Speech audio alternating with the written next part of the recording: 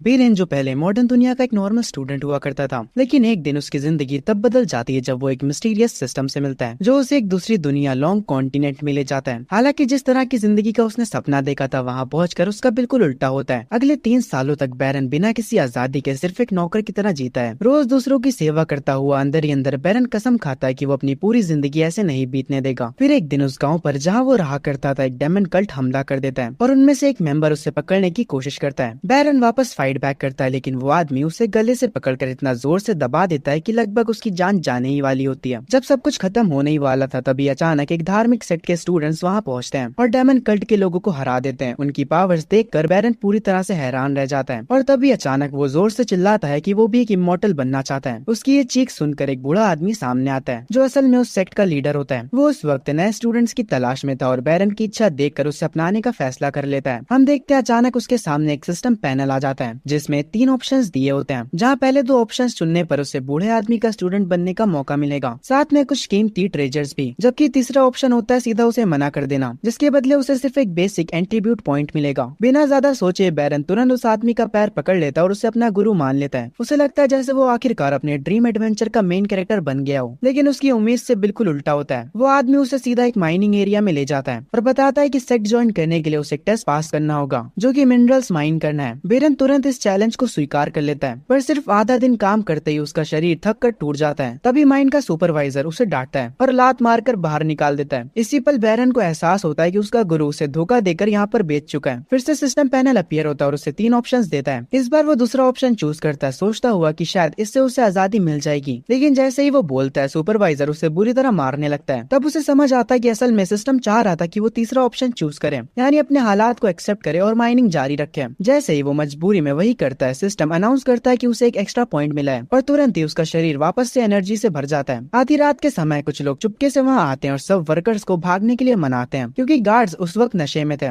इस बार system 4 option show करता है और हमेशा की तरह बैरन तीसरा ऑप्शन चूज करता है उनके साथ भागने का फैसला करते हुए। लेकिन अगले ही दिन बैरन पकड़ा जाता है और सबके सामने उसे बुरी तरह से पीटा जा रहा होता है ताकि बाकी लोगों के लिए ये चीज चेतावनी बन सके। कुछ समय बाद जब वो फिर से माइनिंग कर रहा होता है तभी अचानक एक जबरदस्त धमाका होता है। जब वो देखता है तो आसमान में एक बड़ा सा फायर सर्कल दिखाई देता है। इसी बीच सिस्टम पैनल वापस से अपीयर होता है और बताता है कि एक मिशन है इस भगदड़ का फायदा उठाकर यहाँ से भागना। इस बार बैरन बिना सोचे समझे अपनी जान खतरे में डालकर पहाड़ से नीचे भागने लगता है। वो लगभग एक सुपरवाइजर के हाथों पकड़ा ही जाता, लेकिन तभी एक आदमी अचानक सामने आकर एक ही बार में उस सुपरवाइजर को काट देता है। फिर वो आदमी बताता है कि वो लोग पड़ोसी सेक्ट से हैं और इस माइन को डिस्ट्रॉय करने आए थे। उनकी पावर देखकर बैरन फिर से इम्प्रेस हो जाता है और फैसला करता है ज्वाइन करने का। इसके बाद बताया जाता है कि धीरे धीरे 5 साल बीत जाते हैं और अब बैरन ऑफिशियली सेक्ट का मेंबर बन चुका होता है। लेकिन इतने सालों के बाद भी उसकी कल्टीवेशन सिर्फ की रिफाइनमेंट के 5वें लेवल तक ही पहुंच पाती है। सेक्ट के एल्डर्स भी उसे सीरियसली नहीं लेते और उसे कमजोर समझकर कुछ सिखाने में दिलचस्पी नहीं दिखाते।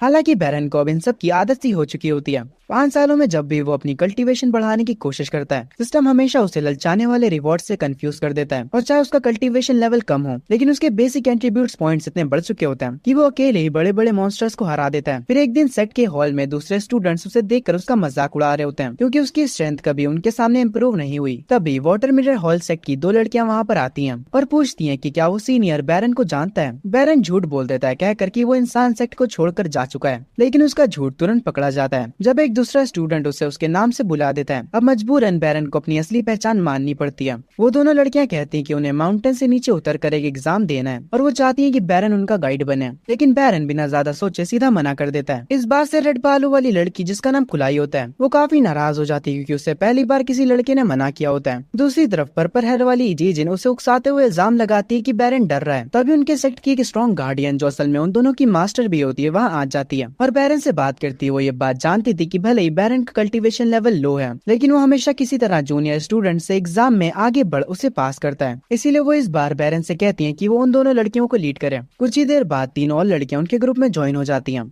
जाने से पहले उनकी मास्टर उन्हें सावधान करती है कि ये सब लड़कियां उच्च दर्जे वाली फैमिली से आती हैं, इसलिए इनके साथ परेशानियां हो सकती हैं। सफर के दौरान वो सब लड़कियां लगातार बैरन से उसकी पावर्स के बारे में सवाल करती रहती हैं। तब बैरन थोड़ा सख्त आवाज में कहता है कि हर एक को 10 पॉइंट्स दिए जाएंगे और हर गलती पर पॉइंट्स कट होंगे और अगर किसी के पॉइंट 0 हो गए तो उसका टेस्ट फेल माना जाएगा। ये सुनकर जीजिन और भी गुस्सा हो जाती है क्योंकि उसे एक ऐसे इंसान की बात माननी पड़ रही होती है जो उसे कमजोर लगता है।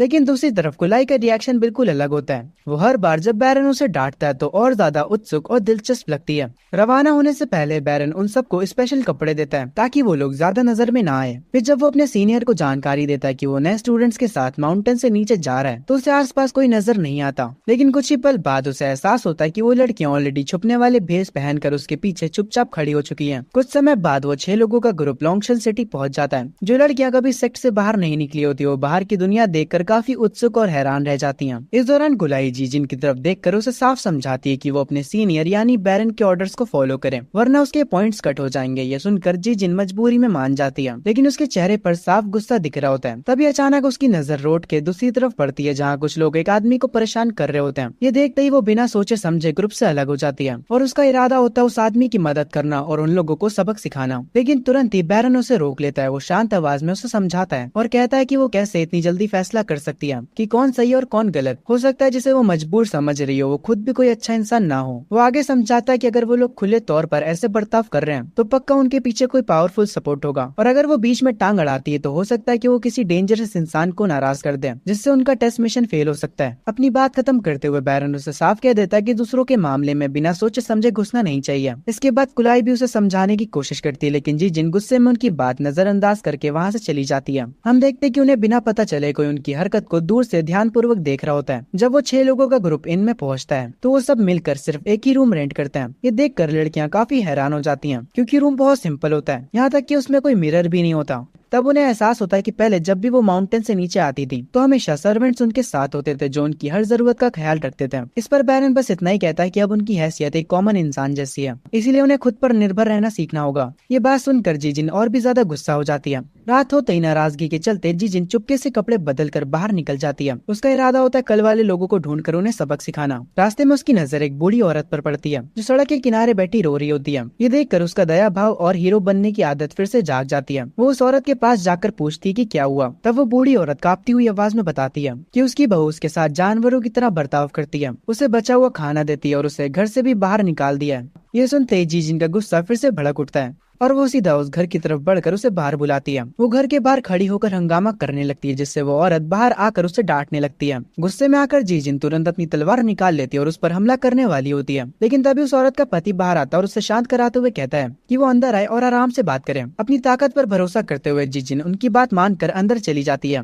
पर जैसे ही वो दरवाजे के अंदर कदम रखती है वो हैरान रह जाती है क्योंकि वहाँ कुछ खतरनाक दिखने वाले लोग पहले से मौजूद होते हैं। वो सब हंसने लगता है और कहते हैं कि उन्हें उम्मीद नहीं थी कि वो इतनी आसानी से फंस जाएगी। तब जाकर जीजिन को समझ आता है कि वो बूढ़ी औरत उसे बेवकूफ बना चुकी है क्योंकि उसे पता चल गया था कि जीजिन दूसरों के मामलों में ज्यादा ही टांग अड़ाती है। इससे पहले कि वो कुछ कर पाती जीजिन की नजर धुंधली पड़ने लगती है जैसे जहर अपना असर दिखा रहा हूँ। उससे बैरन की बात याद आती है कि खतरे में होते ही तुरंत भागना चाहिए, लेकिन इस बार उसका शरीर इतना कमजोर हो चुका है कि वो हिल भी नहीं पाती। हालांकि बारिश के बीच वो अपनी पूरी ताकत जोड़कर जहर का असर रोकने की कोशिश करती है पर उसकी आंखों के सामने सब घूमने लगता है। ये देखते ही वो लोग तुरंत आगे बढ़ते हैं। हालांकि वो हिम्मत नहीं हारती और एक आदमी को जोर से लात मारकर पीछे गिरा देती है। लेकिन तभी उनका लीडर जो काफी ज्यादा ताकतवर होता है वो आगे बढ़कर उस पर वार करता है। उसका वार इतना तेज होता है कि जीजिन जमीन पर गिर पड़ती है। जैसे ही तलवार उसके करीब आने वाली होती है अचानक तेज बिजली चमकती है और गरजने की आवाज के साथ बैरन वहाँ पहुँच जाता है। वो एक हाथ से उस वार को रोक लेता है। बैरन तुरंत जीजिन की हालत चेक करता है ये देखने के लिए कि वो ज्यादा घायल तो नहीं। इतने में उन लोगों का लीडर दोबारा अटैक करता है लेकिन बैरन बिना किसी वेपन के उसका सामना करता है। वो उसकी तलवार को सिर्फ हाथों से रोककर तोड़ देता है। कुछ ही पलों के अंदर बैरन के तेज और सही अटैक्स के सामने वो लीडर टिक नहीं पाता। वो उसे बार बार जमीन पर पटकता और आखिरकार उसका सर खून से भर जाता है। इसके बाद बैरन जीजिन को उठाकर बिना कुछ कहे वहाँ से चला जाता है। पीछे से जख्मी और हाफते हुए लीडर अपने आदमियों को चिल्लाकर कहता है कि आज के बाद किसी को किडनैप करने की हिम्मत ना करें। साथ ही वो ये भी कहता है कि अगले 2 दिन में वो पता लगाएगा कि वो लड़का था कौन। जब जीजिन होश में आती है वो खुद को एक इनके कमरे में पाती है। उसके पास कुलाई बैठी होती है जिसके चेहरे पर साफ चिंता दिख रही होती है। जैसे ही जीजिन आंखें खोलती है कुलाई तुरंत उसे गले लगा लेती है। वहीं बैरन शांत और सीधे अंदाज में बस इतना कहता है कि अच्छा हुआ कि उसकी दी हुई दवा काम कर गई। जीजिन दिल से उसका शुक्रिया अदा करती है और मानती कि वो बहुत ज्यादा घमंडी हो गई थी और उसने बैरन की बात नहीं सुनी। कुलाई ये देखकर हैरान रह जाती है कि इतनी घमंडी लड़की अपनी गलती मान रही है। वो भी अपने सीनियर के सामने। उसे ये देखकर खुशी होती है कि अब तीनों के बीच सब कुछ ठीक हो रहा है। लेकिन बैरन बस हल्का सा उसकी तरफ देखता और कहता है कि अब वो आराम करे, कल सुबह उन्हें जल्दी निकलना है। अंदर ही अंदर वो महसूस करता है कि उसके सख्त बर्ताव की वजह से सिस्टम उसे एक्स्ट्रा पॉइंट्स दे रहा है। अगले दिन वो सब काया विलेज की तरफ निकल पड़ते हैं जहाँ कुछ बच्चों के अजीब तरीके से गायब होने की खबर मिल रही होती है। सफर के दौरान बैरन पूछता है कि सबका क्या प्लान है।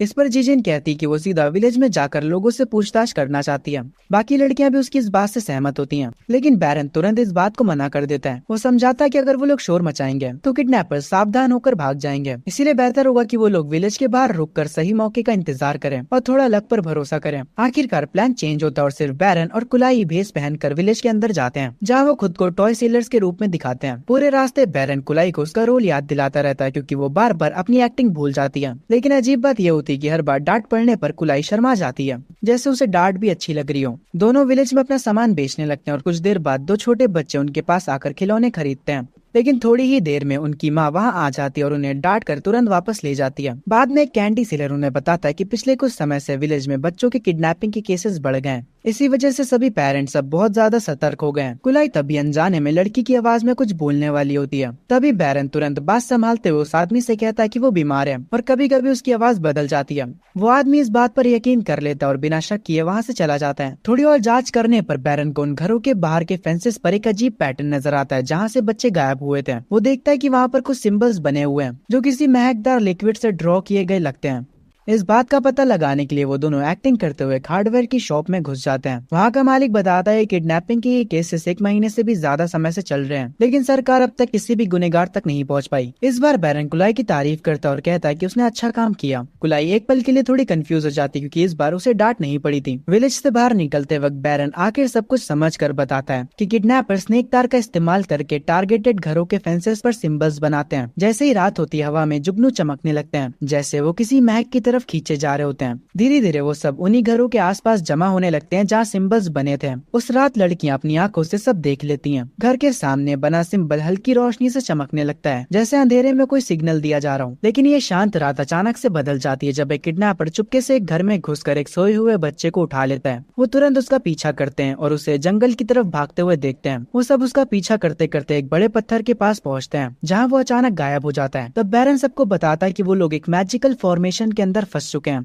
जो किडनैपर्स ने सेट किया और इससे बाहर निकलने का बस एक ही तरीका है, वो है इसे तोड़ना। ये कहकर वो जमीन से एक लकड़ी का टुकड़ा उठाता है और फॉर्मेशन को एक्टिवेट करने लगता है। जैसे ही वो ऐसा करता है तुरंत उसके आसपास की पूरी जगह बदलने लगती है। अचानक दो बड़े बड़े मॉन्स्टर्स उनका रास्ता रोक कर खड़े हो जाते हैं। हालांकि सभी लड़कियां काफी स्ट्रॉन्ग थी, लेकिन उन मॉन्स्टर्स की ताकत उनसे कई ज्यादा होती है। जब हालात बहुत मुश्किल हो जाते हैं तब बैरन बिना देरी किए आगे बढ़ता है। वो सबके सामने खड़े होकर उनके सारे अटैक्स को ब्लॉक करता है और सिर्फ एक ही जोरदार पंच में उन बड़े मॉन्स्टर्स को डिस्ट्रॉय कर देता है। इसी बीच दूसरी तरफ 3 लड़कियां उस 4 हाथों वाले डरावने मॉन्स्टर से लड़ रही होती हैं। जब उस मॉन्स्टर का सर कट जाता है तब उसका पूरा शरीर भी बीच से पूरी तरह फट जाता है। काफी लंबी फाइट के बाद बैरन आखिरकार उस मॉन्स्टर को भी हरा देता है। जैसे ही दोनों मॉन्स्टर्स मर जाते हैं वो मैजिकल फॉर्मेशन तुरंत खत्म हो जाती है और सब लोग वापस से रियल वर्ल्ड में लौट आते हैं। जो बड़ा पत्थर उनका रास्ता रोक रहा था वो भी गायब हो जाता है। इसके बाद वो सब किडनैपर्स के निशान फॉलो करते हुए आगे बढ़ते हैं और आखिर में एक गुफा तक पहुंच जाते हैं। गुफा के अंदर 2 आदमी उन छोटे बच्चों की रखवाली कर रहे होते हैं जिन्हें किडनैप किया गया था। उनमें से एक को देखकर सब हैरान हो जाते हैं, क्योंकि वो वही कैंडी सेलर होता है जिसे वो विलेज में पहले भी कई बार देख चुके थे। जैसे ही किडनैपर्स को किसी की आने की आहट सुनाई देती है वो तुरंत घबरा जाते हैं और भागने की कोशिश करते हैं, लेकिन वो ज्यादा दूर नहीं जा पाते और तुरंत पकड़े जाते हैं। बैरन उन दोनों को स्कॉर्पियन के हवाले कर देता है ताकि उन्हें अथॉरिटीज के पास ले जाया जा सके, जबकि वो खुद बच्चों को आजाद करने लगता है। डर के मारे वो मिठाई वाला आदमी तुरंत घुटनों पर गिर जाता है और बैरन से विनती करता है कि वो इस मामले में ना आए, क्योंकि ये मामला एक ऐसे डेमन कल्ट से जुड़ा हुआ है जो कि अपनी क्रूरता के लिए मशहूर है। पहले जिजिन को लगता है कि शायद वो बच्चों को खाने के लिए किडनैप करते होंगे, लेकिन वो आदमी बताता है कि असल में उन बच्चों को पाला जाता है ताकि उन्हें अगले जनरेशन के रूप में तैयार किया जा सके। वो अपनी जान की भीख मांगते हुए बैरन को एक डील ऑफर करता है। वो कहता है कि वो उन्हें वही फॉर्मेशन टेक्निक सिखा सकता है जिसका इस्तेमाल करके उन्हें फंसाया गया था। वो ये भी बताता है कि वो टेक्निक इतनी पावरफुल है कि एक लेजेंडरी किंग को भी रोकने की ताकत रखती है। बैरन पहले तो उस टेक्निक में कोई खास दिलचस्पी नहीं दिखाता, लेकिन आखिर में वो उसकी बात सुन लेता है जब वो मिठाई वाला बताता है कि ये टेक्निक यहीं पास के पहाड़ों के पीछे हासिल हुई थी। वो आदमी रोकर बताता है कि उसने ये सब सिर्फ अपने परिवार के लिए किया है जो घर पर उसका इंतजार कर रहे हैं, बूढ़े माँ बाप और छोटे बच्चे हैं। ये सुनकर लड़कियां चुप हो जाती है और उनमें से कुछ की आंखों में आंसू आ जाते हैं। वो आदमी कसम खाता है कि अगर उसे छोड़ दिया जाए तो वो सुधर जाएगा, लेकिन बैरन का चेहरा बिल्कुल नॉर्मल रहता है। वो उसकी बात पर कोई असर नहीं लेता और उसे सीधा अथॉरिटीज के हवाले कर देता है। इसके बाद वो लड़कियों को वहाँ से ले जाता है। रास्ते में कुलाई पूछती कि वो लोग इतनी जल्दी वहाँ से क्यों निकल रहे हैं। इस पर बैरन सीधा जवाब देता है कि उन्हें सरकारी मामलों से दूर रहना चाहिए। उसके हिसाब से ऑफिशियल्स और डाकुओं में ज्यादा फर्क नहीं होता। वो समझाता है कि मिशन कंप्लीट होते ही उन्हें चुपचाप गायब हो जाना चाहिए, वरना जो लोग इस सब के पीछे हैं वो उनके लिए मुश्किल खड़ी कर सकते हैं। इसी वजह से उस रात वो लोग वापस इन नहीं जाते हैं, बल्कि पूरा इलाका छोड़कर निकल जाते हैं। दूसरी तरफ उस इन में एक चेहरे पर गहरे निशान वाला आदमी आता है और रिसेप्शनिस्ट से पूछता है कि क्या कोई सेक्ट के लोग यहाँ रुके थे। पहले तो वो सोचता है, फिर मना कर देता है। ये सुनते ही वो आदमी अपना हाथ उठाता है और एक सांप निकाल कर सीधा जाकर उस नौकर के आसपास लपेट देता है। वो उसे धमकाता है कि अच्छे से याद करे। डर के मारे कांपते हुए आखिरकार वो नौकर सच बोल देता है कि कुछ लोग थे जो सुबह यहाँ से निकल गए। सबने एक तरह का भेष पहना हुआ था। ये सुनते ही वो निशान वाला आदमी तुरंत वहाँ से चला जाता है ताकि हायर अथॉरिटीज को रिपोर्ट कर सके। उसी रात अपने नए छुपने की जगह पर लड़कियों को नींद नहीं आती। वो सब बैठकर बातें करने लगती हैं और बात बैरन की ताकत पर आ जाती है। उनमें से एक लड़की हैरानी से पूछती कि इतना पावरफुल होने के बावजूद भी उसका नाम कभी सुना क्यों नहीं गया। अगली सुबह सब लड़कियां मिलकर कुलाई को फोर्स करती कि वो सीधा बैरन से उसके बारे में पूछे, लेकिन क्योंकि कुलाई ही वो है जिसे सबसे ज्यादा डांट पड़ती है, बाकी उसे रोक लेती है। उस दिन सफर के दौरान अचानक उन्हें मदद के लिए किसी की चीखने की आवाज सुनाई देती है। दूर से देखने पर पता चलता है कि कुछ लोगों पर डाकू हमला कर रहे होते हैं। ये देखते ही लड़कियां तुरंत आगे बढ़ती और उनकी मदद के लिए लड़ने लगती हैं। उनकी ज्यादा संख्या और समझदारी के चलते डाकू ज्यादा देर नहीं टिक पाते हैं और जल्दी ही भाग जाते हैं। लेकिन भागते हुए उनमें से एक आदमी पीछे से छुपकर एक हिडन वेपन फेंक देता है। बेरन तुरंत उस वेपन को हवा में ही पकड़ लेता है। फिर वो सबको सख्त आवाज में समझाता है कि दुश्मन भाग रहा हो तब भी कभी लापरवाही नहीं करनी चाहिए। जिन लोगों की उन्होंने मदद की होती है उनमें से एक जवान लड़का उनके पास आता है। वो शुक्रिया अदा करता है और बैरन से उसका नाम पूछता है। बैरन हल्का सा मुस्कुरा कर झूठ बोलता है और कहता है कि उसका नाम वांग लू है। उस लड़के के पास खड़ा एक नौजवान सेवक बताता है कि वो लोग द थ्री ओबीडेंसेस नाम के एक सेक्ट से हैं। ये सुनते ही बैरन तुरंत समझ जाता है कि वो लोग झूठ बोल रहे हैं, क्योंकि वो खुद उस सेक्ट से जुड़ा हुआ है और उसने कभी उन दोनों को नहीं देखा। बैरन शांत रहकर उनकी बात को पकड़ लेता है और उनका झूठ सामने ला देता है। इसके बाद वो बिना ज्यादा हंगामा किए उन्हें एक हीलिंग मेडिसिन का पाउच दे देते हैं और वहाँ से जाने लगते हैं। लेकिन तभी वो जवान लड़का आखिरकार सच बोल देता है। वो मानता है कि वो असल में एक बुरे और खतरनाक सेक्ट ब्लड सेक्ट के लीडर का बेटा है। ये सच सुनते ही बैरन एक पल के लिए हैरान रह जाता है। वो समझ जाता है कि सिर्फ कुछ ही बातों में उसने इतने खतरनाक सेक्ट के लीडर के बेटे को बात करने पर मजबूर कर दिया। फिर वो तुरंत लड़कियों को चेतावनी देता है कि बिना सोचे समझे कोई कदम ना उठाए। वो समझाता है कि अगर इतना पावरफुल सेक्ट भी आम डाकुओं के हाथ परेशान हो रहा है तो जरूर इसके पीछे कोई और भी ज्यादा गहरा राज छुपा हुआ है। इस पर किन्यू उन्हें बताता है कि वो लोग सिर्फ एक बूढ़े इंसान की मदद कर रहे थे जिसे डाकू सताते थे, लेकिन उस मदद के बाद से ही वो खुद उन डाकुओं के निशाने पर आ गया है। वो आगे कहता है कि हाँ, भले ही वो एक इविल सेक्ट का वारिस है, लेकिन उसका दिल अपने पिता जैसा डार्क नहीं है। वो बताता है कि लोगों ने उससे बहुत उम्मीदें लगा रखी हैं, लेकिन उसकी एक अजीब और रेयर कंडीशन है जिसकी वजह से वो दूसरों की तरह ट्रेनिंग नहीं कर पाता। इसी वजह से लोग अक्सर उसका मजाक उड़ाते हैं। उसकी वफादार सेवक सोंगनी तुरंत बीच में बोल पड़ती है और अपने मालिक का बचाव करते हुए कहती है कि उनके लिए किन्यू ही सबसे पावरफुल इंसान है। ये सब सुनकर बैरन अचानक सोच में पड़ जाता है। उसे याद आता है किन्यू का कैरेक्टर उस कहानी का एक हीरो जैसा लगता है जो उसने कभी मी इंस्टान नाम की स्टोरी में पढ़ा था। एक कमजोर लड़का जिसके पास एक लॉयल साथी हो जो हमेशा उसके साथ खड़ा रहता है। इसके बाद बैरन शांत तरीके से कहता है कि वो कभी किन्यू के पिता से नफरत नहीं करता, क्योंकि उसने देखा है कि पिछले कई डेंजरस मिशन में भी किन्यू हमेशा बचकर निकल आता था। वो अपनी सोच बताता है कि शायद किन्यू का तीसरा अंकल किनजाओ चुपके से उसकी मदद करता रहा। बचपन से ही किनजाओ जानता था कि किन्यू दूसरों के मुकाबले मार्शल आर्ट्स में स्लो है, लेकिन फिर भी उसने कभी उसका साथ नहीं छोड़ा। वो हमेशा उसकी मदद करता रहा और यहाँ तक कि उसकी माँ का भी साथ दिया। ये सब सुनकर बैरन कुछ पल के लिए चुप हो जाता है। कहानी के मुताबिक डायमंड सेक्ट के लीडर को कभी उसके तीसरे भाई यानी किनजाओ ने 2 रहस्यमयी वुड दी थी, लेकिन बैरन के अंदर जो सिस्टम होता है वो उसे मजबूर करता है कि वो उस आदमी की तारीफ करे। इसीलिए वो कुछ शब्दों में उसकी तारीफ करता है। फिर अचानक वो अपनी आंखों में आंसू लेकर दुख भरी आवाज में कहता है कि बचपन से ही उसके माँ बाप नहीं रहे और जिस अंकल ने उसे पाला था वो भी मर गए। इस बात ने उसका दिल तोड़ दिया। उसकी ये कहानी सुनकर वहाँ मौजूद सब लोग दुखी हो जाते हैं और उनकी आंखों में भी आंसू आ जाते हैं। काफी देर बातचीत करने के बाद वो सब सेक्ट के गेट के सामने अपने अपने रास्ते पर निकलने वाले होते हैं। वहाँ बैरन सबको साफ कहता है कि कोई भी ये बात बाहर ना बताए कि उन्होंने मिलकर एग्जाम के दौरान एक दूसरे की मदद की थी और बिना किसी जरूरी वजह के उसे ढूंढने की कोशिश भी ना करें। तब जाकर लड़कियों को समझ आता है कि बैरन इतना पॉपुलर क्यों नहीं है।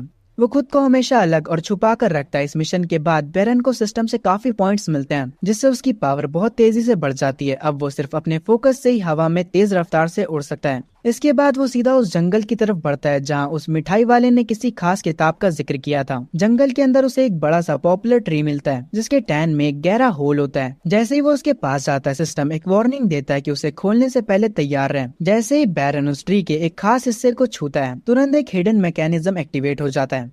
और अचानक एक भारी भरकम आर्मर वाला मॉन्स्टर सामने आ जाता है जो थंडर और फायरबॉल से हमला करने लगता है। बेरन जल्दी से उन सब अटैक्स को डॉज करता है और फिर एक जबरदस्त पंच से उस मॉन्स्टर के बॉडी को तोड़ देता है, जिससे वो पूरी तरह एक्सप्लोड हो जाता है। एक्सप्लोजन के बाद उस आर्मर के अंदर से एक तलवार गिरती है। बैरन को महसूस होता है कि उस बॉक्स के अंदर सिर्फ किताब ही नहीं बल्कि कुछ और भी छुपा हुआ है। अपने हाथ में ग्लव्स पहनकर बैरन धीरे से बॉक्स को खोलता है। जैसे ही वो उसे खोलता है, एक काला वुगोंग मॉन्स्टर अचानक बाहर कूद पड़ता है, लेकिन बैरन तुरंत उसे पकड़ लेता है और वो एक मटेरियल में बदल जाता है जो कि असल में एक एल्केमी के लिए बहुत ही वैल्यूएबल है। वो उसे संभाल कर रख लेता है और फिर दोबारा बॉक्स को चेक करता है। इस बार उसे अंदर कुछ रॉ स्टोन्स और मार्शल आर्ट्स टेक्निक की किताब मिलती है। जीन बे वापस लौटने के बाद बैरन उस किताब को ध्यान से पढ़ने लगता है और उसमें दिए गए तरीके से एक डिफेंसिव फॉर्मेशन बनाने की प्रैक्टिस करता है। जल्द ही उसे पता चल जाता है कि ये फॉर्मेशन काफी पावरफुल है जो कि एक बड़े एरिया को प्रोटेक्ट कर सकती है और खास तौर पर ये डेमंस के खिलाफ काफी असरदार है। अगले दिन सुबह जब वो आराम से बैठकर चेस खेलने का सोच रहा होता है, तब बेचू उसे लेने आ जाता है। बेरन अंदर ही अंदर खुश होता है कि शायद इस बहाने वो मुरंग सुई से बच जाएगा, लेकिन उसकी ये सोच गलत साबित होती है क्योंकि बेचू सीधा उससे मुरंग सुई के सामने ले आता है। जैसे ही वो रूम में एंटर करता है, बेचू का पूरा बर्ताव बदल जाता है और वो मुरंग सुई से अच्छे और नरम तरीके से बात करने लगता है। फिर अचानक मुरंग सुई का गार्ड बेचू को बाहर जाने के लिए कह देता है क्योंकि वो बेरन से अकेले में बात करना चाहती है।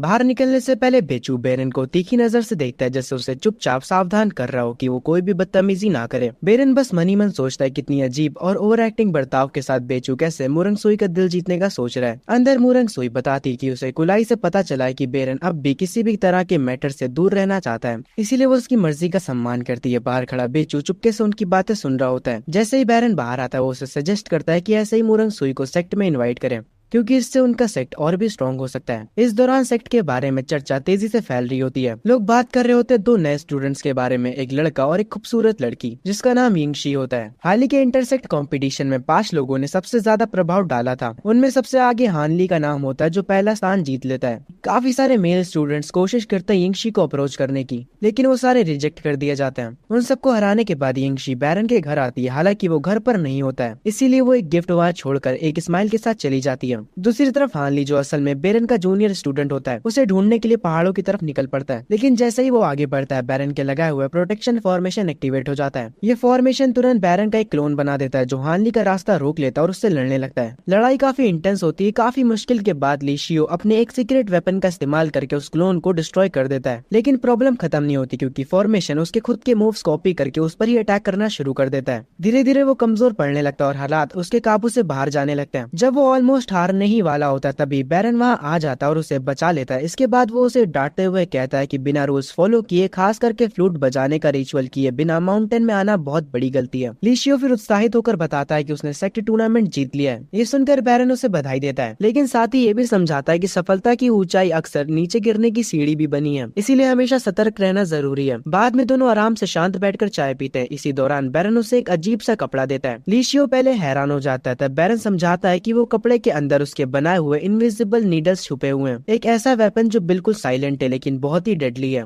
इसके बाद लिशियो बैरन को रिपोर्ट करता है कि हाल ही में एक लेवल 2 मैजिक बीस्ट दिखा है। बैरन उसे कहता है कि अगर ऐसे 3 क्रिएचर्स एक साथ नजर आए तो उसे तुरंत खबर दें। दूसरी तरफ शहर के लोग 6 मिस्टीरियस आदमियों को ढूंढ रहे होते हैं जो स्ट्रॉ हैट्स पहने हुए थे। जब उन्हें किसी जगह उन लोगों की मिलने की खबर मिलती है तो वो तुरंत वहाँ पहुँचते हैं, लेकिन वहाँ जाकर पता चलता है कि वो लोग गलत है। असल में वो किन्यू ग्रुप होता है जिसमें लड़के और लड़कियां दोनों शामिल थे और सबने मिलकर टोपी पहनी होती है। बाद में जब वो लोग एक छोटी सी टी शॉप में आराम कर रहे होते हैं, तब बाहर से कोई उन पर नजर रख रहा होता है। थोड़ी देर बाद एक गुंडों का ग्रुप वहाँ आता है और बिना वजह उस बूढ़े शॉपकीपर को पीटना शुरू कर देता है। ये देखकर सोंगी पूछती है कि क्या उन्हें उनके बीच में घुसना चाहिए। किन्यू थोड़ा डाउट में पड़ जाता है और सोचता है कि अगर बैरन उसकी जगह होता तो क्या करता, लेकिन अगले ही पल उसे अपने पिता की याद आती है जो एक डायमंड सेक्ट के लीडर हैं, और वो समझ जाता है कि उसे डरने की कोई जरूरत नहीं है। फिर वो सिर्फ एक इशारा करता है और सोंगी तुरंत एक्शन में आ जाती है। वो पल भर में सभी गुंडों को हरा देती है। जब उनका बॉस खुद अटैक करने आगे बढ़ता है, तब किन्यू बीच में आकर उसे रोक लेता है। सिर्फ एक पाम स्ट्राइक से वो उस बॉस को जोर से उड़ाकर सीधा बाहर सड़क पर गिरा देता है। दूर से एक गैंग का वाइस लीडर पूरी फाइट को ध्यान से देख रहा होता है। उसका एक आदमी उसे बताता है कि नीचे लड़ने वाला वही शख्स है जिसने पहले लूका को हरा दिया था। ये सुनकर वाइस लीडर क्यूरियस हो जाता है और सोचता है कि आखिर ये इंसान है कौन। इसी बीच फाइट के दौरान किन्यू की स्ट्रॉ हैट गिर जाती है। जैसे ही लोग उसका चेहरा देखते हैं, सब तुरंत शॉक हो जाते हैं क्योंकि वो उसे पहचान लेते हैं। लेकिन क्योंकि उसका कल्टीवेशन लेवल अभी भी काफी लो होता है, वो जल्दी एक डेंजरस पोजीशन में फंस जाता है। वो अंदर ही अंदर उम्मीद करता है कि उसका तीसरा अंकल आकर उसे बचा लेगा।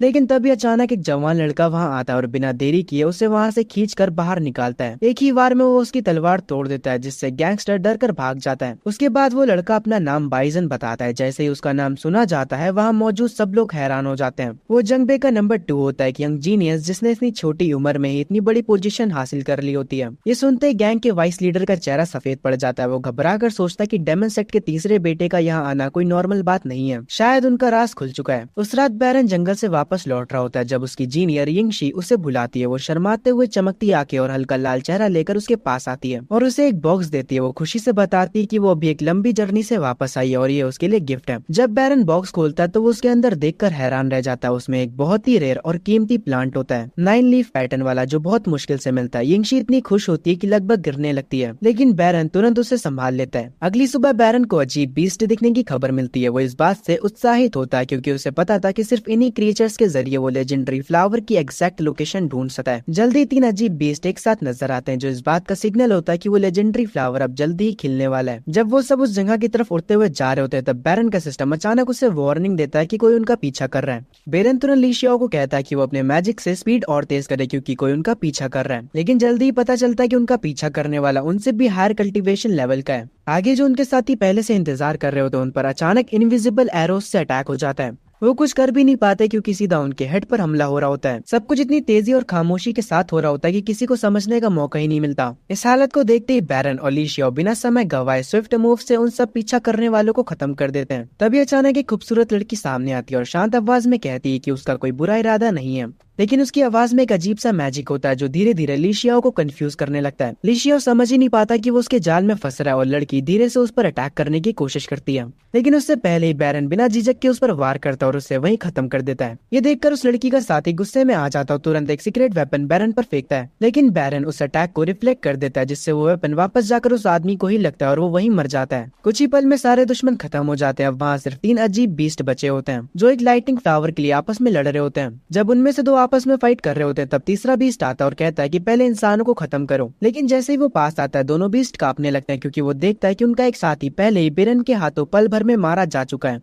बैरन फिर उनसे कहता है कि ली शियाओ एक नया मूव ट्राई करना चाहता है और अगर वो दोनों उसे हरा देते हैं तो उन्हें छोड़ दिया जाएगा। ये सुनकर दोनों बीस्ट तुरंत अटैक कर देते हैं। इस फाइट में ली शियाओ अपना सीक्रेट वेपन यूज करता है और एक बीस्ट को बुरी तरह से घायल कर देता है। दूसरा बीस्ट हवा से अटैक करने की कोशिश करता है, लेकिन उसका पैर ही काट दिया जाता है। कुछ ही देर में दोनों बीस्ट पूरी तरह से हार जाते हैं। फाइट खत्म होने के बाद बैरन उन तीनों बीस्ट को एक स्पेशल पिल देता है, जिससे वो मंथ डिस्ट्रक्शन पिल कहता है। वो समझाता है कि अगर उन्होंने हर महीने इसका एंटीडोट समय पर नहीं लिया तो उनका शरीर फटकर खत्म हो जाएगा, लेकिन अगर वो हर महीने मेडिसिन लाइब्रेरी में आकर एंटीडोट लेते रहे तो वो जिंदा रह सकते हैं। इसके बदले उन्हें बैरन को लेजेंडरी फ्लावर तक गाइड करना होगा। जब वो लोग लोकेशन पर पहुंचते हैं तो वहाँ का माहौल बिल्कुल अलग होता है। हवा बिजली सी दौड़ रही होती है और आसपास इलेक्ट्रिक करंट फील हो रहा होता है। अचानक आसमान से तेज बिजली गिरती है, जो इस बात का इशारा होता है कि वो लेजेंडरी फ्लावर अपनी लाइटनिंग ट्रिब्यूशन से गुजर रहा है। बैरन तुरंत सबको छुपने का ऑर्डर देता है। फिर बिना समय गवाए वो आगे बढ़ता और लाइटनिंग स्प्लिट फ्लावर को पकड़ लेता है। वो एक्सपर्ट्स के आने से पहले ही वहाँ से निकल जाता है। कुछ दिन बाद बैरन एक बुड्ढे के साथ शांति से चेस खेल रहा होता है। तभी बेचू वहाँ आकर उसे बुलाता है। उस वक्त कुलाई क्लास में पियानो बजा रही होती है। जैसे ही वो परफॉर्मेंस खत्म करती है, सब लोग उसकी तारीफ करने लगते हैं।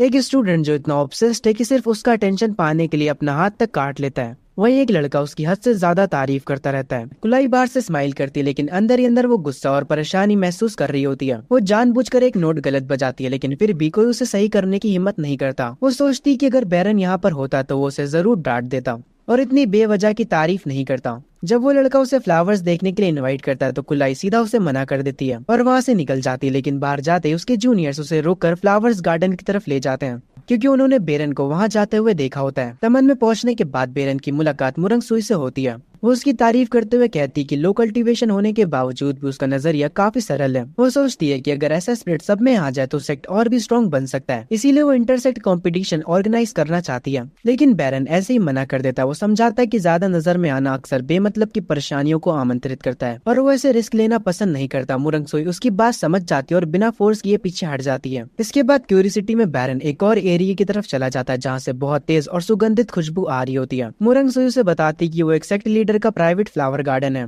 तभी अचानक एक मिस्टीरियस फोर्स बैरन के शरीर को हवा में उठा लेती है। तभी एक घमंडी और पावरफुल औरत सामने आती है, सेक्ट की लीडर शी। वो हैरान होती है कि इतने सारे फ्लावर्स के बीच भी बैरन उनकी खुशबू को आराम से पहचान लेता है। इसीलिए वो उसे अपने प्राइवेट गार्डन के अंदर आने का इनवाइट देती है। अंदर जाकर बैरन वहाँ के फ्लावर्स देखकर हैरान रह जाता है, क्योंकि उसने अपनी जिंदगी में कभी इतने खूबसूरत और रेयर फ्लावर्स नहीं देखे होते। सेक्ट लीडर शी उसे बताती है कि एक खास फ्लावर उसके लिए परफेक्ट है, जो उसकी मेडिकल एबिलिटीज को काफी बूस्ट कर सकता है। वो कहती है कि वो ये फ्लावर देने को तैयार है, लेकिन 2 शर्त के साथ। पहली शर्त ये होती है कि बैरन को उसके फ्लावर गार्डन का ख्याल रखना होगा, और दूसरी उसे शी को डांस में हराना होगा। जब वो लोग टेस्टिंग हॉल में पहुंचते हैं तो हॉल का हेड सबसे पहले डांस शुरू करता है। बैरन हल्का सा मुस्कुराता है, जैसे उसने कुछ प्लान कर लिया हो। फिर वो अपने मूव्स दिखाता है जो नॉर्मल डांस से बिल्कुल अलग होते हैं। वो अपनी पुरानी दुनिया यानी अर्थ के डांस स्टाइल्स को याद करके परफॉर्म करता है। सब लोग हैरान रह जाते हैं। सेक्ट लीडर भी उस एनर्जी में आ जाती है और भी ज्यादा उत्साह के साथ डांस करने लगती है। साथ ही में वो लगातार वाइन पीती रहती है। रोप एंड जगह उसे रोकने की कोशिश करता है, लेकिन तब तक बहुत देर हो चुकी होती है। कुछ ही पलों में सेक्ट लीडर इतनी ज्यादा नशे में होती है कि उनकी आंखें धुंधली पड़ने लगती हैं। वो जोर जोर से हंसने लगती हैं और अचानक अपना अल्टीमेट वार कर देती हैं, जिससे हॉल के सारे पिलर्स टूटकर गिर जाते हैं। हालात काबू से बाहर जाने ही वाले होते हैं, लेकिन अच्छा होता है कि अगला अटैक करने से पहले ही वो लड़खड़ा कर गिर पड़ती हैं और वहीं गहरी नींद में सो जाती हैं। अगली सुबह स्टेज पर बेचू और मुरंग सोई अनाउंस करते हैं कि 2 सेक्ट्स के बीच एक एक्सचेंज सेशन होने वाला है। इस वक्त बैरन एक शांत फ्लावर गार्डन में आराम कर रहा होता है, लेकिन अचानक उसे एक अजीब सी घबराहट महसूस होती है। जब वो सेक्ट लीडर की आवाज सुनता है जो कि उसे बुला रही होती है, वो तुरंत वहां पहुंचता है, लेकिन जैसे ही वो आता है सेक्ट लीडर बिना किसी वार्निंग के उसे खींचकर अपने साथ खेलने के लिए बोलती है। बैरन मना करता और समझाता है कि आज 2 सेक्ट्स के बीच इंपॉर्टेंट मीटिंग है और उसका वहाँ होना जरूरी है। सिर्फ मजे के लिए वो उसे टाल नहीं सकता, लेकिन सेक्ट लीडर उसकी बात को बिल्कुल नजरअंदाज कर देती है। जब बैरन वापस जाने की कोशिश करता है तो वो अपनी पावरफुल फोर्स से उसे वापस खींच लेती है। बैरन समझ जाता है कि उसके सामने विरोध करना बेकार है, इसीलिए वो चुपचाप हालात को स्वीकार कर लेता है। फिर सेक्ट लीडर अपना एक रेयर सोल ट्रेजर निकालती हैं। उसे देखते ही बैरन की आंखें चमक उठती हैं।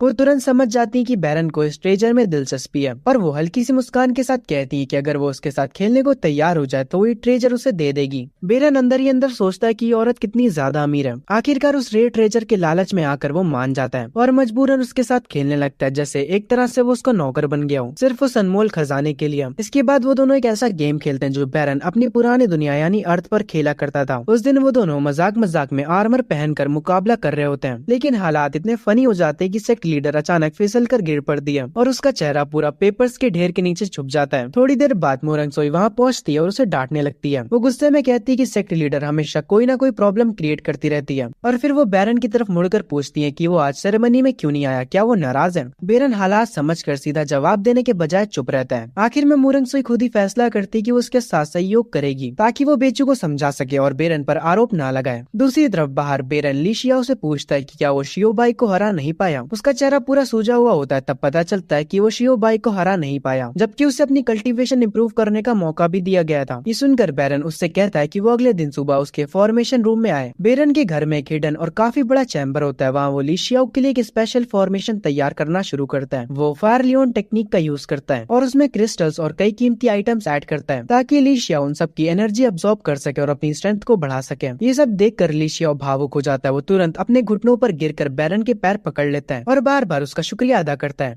अपना काम पूरा करने के बाद बैरन वापस सेक्ट की तरफ लौट जाता है। जब बैरन वापस सेक्ट पहुंचता है तो वहाँ के स्टूडेंट्स लाइन में खड़े होते हैं। अपने जूनियर्स को देखने के लिए वो चुपचाप साइड से निकलने की कोशिश करता है, लेकिन बेचू उसे देख लेता है। सेक्ट हेड गुस्से में उससे पूछता है कि वो सेरेमनी में क्यों नहीं आया। तब बैरन तुरंत एक बहाना बनाता और कहता है कि वो बेचू के लिए दूसरे सेक्ट के फ्लावर गार्डन का ख्याल रख रहा था। ये सुनते ही बेचू का टोन एकदम बदल जाता है। उसका गुस्सा शांत हो जाता है और वो बैरन की मेहनत की तारीफ करने लगता है। फिर वो बताता है कि जल्दी एक ग्रैंड हीरो कॉम्पिटिशन होने वाला है, जो इस रीजन के सबसे बड़े सेक्ट के द्वारा ऑर्गेनाइज किया जाएगा। ये एक बड़ा इवेंट होगा जहां सब अपनी स्ट्रेंथ और स्किल्स दिखाएंगे। इसमें एक कैटेगरी चाइनीज चेस भी होगी और इस गेम में बैरन का कोई मुकाबला नहीं है। इसके बाद डुआंग चू बात को थोड़ा पर्सनल बना देता है। वो कहता है कि उसे ट्राम हुआ पसंद है और वो चाहता है कि बैरन बेचू को मनाकर उसकी मदद करे, लेकिन वो अपनी बात पूरी करता उससे पहले ही बैरन वहाँ से गायब हो जाता है, जैसे उसे पहले ही पता था कि ये बात उसे परेशानी देगी। जब बैरन फ्लावर गार्डन में एंटर करता है तभी अचानक कोई उस पर अटैक करता है। वो तुरंत रिएक्ट करके अटैक को ब्लॉक कर देता है और देखता है कि सामने मा डुआंग चू खड़ा है जो नाइट ब्लेड सेक्ट से है। अंदर से शी की आवाज आती है जो जोर से कहती है कि उन्हें किसी दूसरे सेक्ट के साथ समझौता करने की जरूरत नहीं है। फिर वो खुद बाहर आती है, बैरन का हाथ पकड़कर उसे अंदर खींच लेती है। उसके चेहरे पर एक खुशी भरी मुस्कान होती है। वो उसे जोर से गले लगा लेती है। उस दिन क्योंकि वहाँ कोई गार्डियन स्पिरिट नहीं होता इसलिए कोई भी उन्हें डिस्टर्ब नहीं कर पाता। आखिर में दोनों आराम से बैठकर डाइस गेम खेलने लगते हैं और पूरा माहौल हंसी मजाक और आराम के पलों से भर जाता है। लेकिन वो खुशी ज्यादा देर तक नहीं टिकती। थोड़ी देर बाद रोपेन जागा वहाँ आ जाती है और उन्हें ढूंढ लेती है।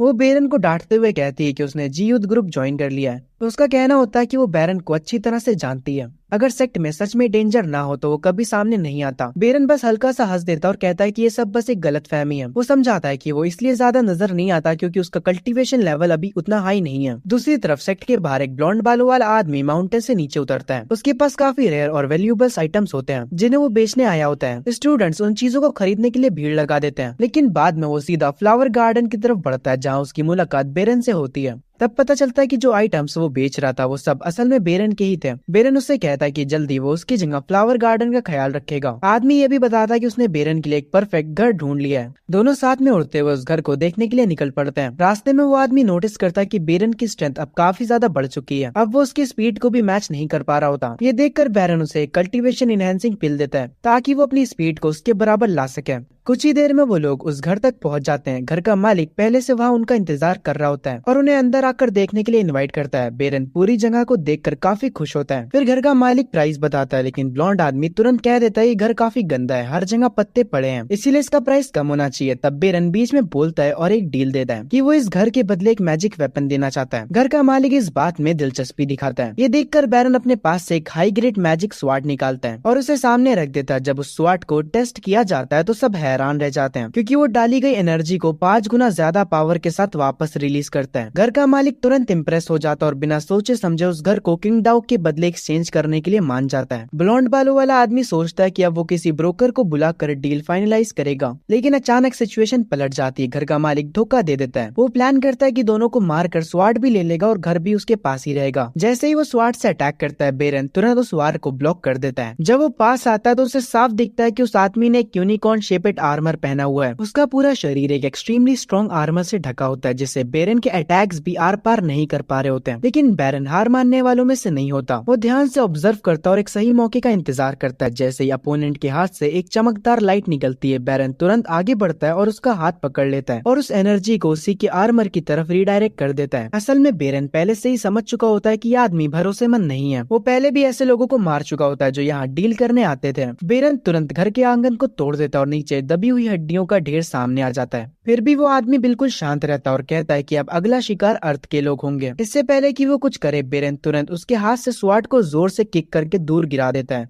और एक पावरफुल स्ट्राइक से उसके सीने पर वार करता है। इम्पैक्ट इतना स्ट्रॉन्ग होता है कि उसकी हड्डियां टूट जाती हैं और वो वहीं बेहोश होकर गिर पड़ता है। कुछ ही दिन बाद ली शियाओ अपनी ट्रेनिंग कंप्लीट करके मेडिटेशन से बाहर आता है। बाहर निकलते ही वो हैरान हो जाता है जब उसे पता चलता है कि उसका सीनियर बेरन इतने दिनों से बाहर खड़ा रहकर उसकी रक्षा कर रहा था। बेरन फिर उसकी नई स्ट्रेंथ को टेस्ट करता है। वो देखकर नोटिस करता है कि ली शियाओ की स्पीड और पावर दोनों काफी इम्प्रूव हुई है, लेकिन फिर भी वो उसके लेवल से काफी पीछे है। टेस्ट के बाद बेरन उससे कहता है कि वो पहले जाकर नहा ले क्योंकि इतने दिन बिना रुके ट्रेनिंग करने की वजह से उसके शरीर से काफी बदबू आ रही है। थोड़ी देर बाद जूनियर सिस्टर यिंगशी वहाँ आती है। वो उत्साहित होकर बताती है कि उसे यंग हीरोज ग्रुप में सिलेक्ट किया गया है और फिर वो बेरन से रिक्वेस्ट करती है कि वो उसे कैलीग्राफी सिखाए। तभी बेरन के सिस्टम में एक नया मिशन अपीयर होता है जिसमें उसे उसकी मदद करने को कहा जाता है। बेरन उसकी राइटिंग चेक करता है और शांत तरीके से उसकी गलतियां बताता है, जैसे कि उसका लेआउट ठीक नहीं है और उसके लिखे हुए शब्द आकार में बहुत छोटे हैं। लेकिन यिंगशी उसकी बातों पर ध्यान देने के बजाय बस चुपचाप उसे देखती रहती है, जैसे वो उसकी एक भी बात सुन ही नहीं रही हो। आखिर में बेरन खुद एक शब्द लिखकर उसे उदाहरण देता है ताकि वो देखकर समझ सके, लेकिन यिंगशी के मन में कुछ और ही चल रहा होता है। वो ख्यालों में खो जाती है जहाँ वो इमेजिन करती कि वो दोनों एक रोमांटिक माहौल में साथ में डांस कर रहे हैं। जब लेसन खत्म होता तो यिंगशी अपना वादा पूरा करती है। वो बेरन को एक हार्ट प्रोटेक्टिंग मिरर देती है